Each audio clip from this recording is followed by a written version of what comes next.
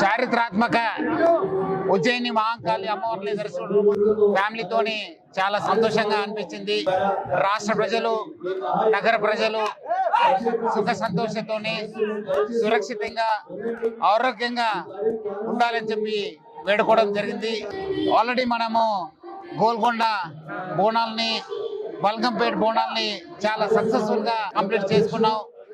ఈరోజు ఇక్కడ ఉజ్జయిని మహాకాళి బోనాలు, తర్వాత లాల్ దర్వాజా బోనాలు, ఇక్కడ డీసీపీ సికింద్రాబాద్ రక్షిత నేతృత్వంలో దాదాపు 2500 మంది సిబ్బందితోని చాలా ఒక గట్టి బందోబస్తు ఏర్పాటు చేయడం జరుగుతుంది. అట్లానే మనము traffic, she teams, crime teams అందరు కూడా కోఆర్డినేషన్ చేసి, అట్లానే మన డిఫరెంట్ స్టేక్ హోల్డర్స్ అయిన జిహెచ్ఎంసి, ఎండోమెంట్స్ వాళ్ళతో కూడా కోఆర్డినేట్ చేసి ప్రజలకి ఎటువంటి ఇబ్బంది లేకుండా బందోబస్తు చేయడం జరిగింది. మొదటిసారిగా ఏఐ టెక్నాలజీ వాడుకొని ఇక్కడ వచ్చే ఒక పిక్ పాకెట్స్ కావచ్చు, చైన్ స్నేచర్స్ కావచ్చు, అట్లానే ప్రజలకు ఎటువంటి ఇబ్బంది కాకుండా మన భక్తుల్ని ఎక్కడెక్కడ రష్ కావడం జరుగుతుంది, ఎక్కడెక్కడ ఇబ్బంది ఉంటుంది అనేది పైన కూడా చాలా నిరంతరంగా ఒక కంట్రోల్ రూమ్ ని ఏర్పాటు చేసి మనము పర్యవేక్షణ చేయడం జరుగుతుంది.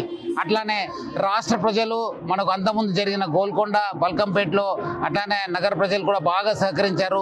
వచ్చే ఈ రోజు ఈ ఒక బోనాలకి మన లాల్ దర్వాజా బోనాలు కూడా సహకరిస్తారని చెప్పి ఆశిస్తున్నాను. అందరు కూడా రాష్ట్ర ప్రజలకి, నగర ప్రజలకి ఇంకోటిసారి బోనాలు శుభాకాంక్షలు.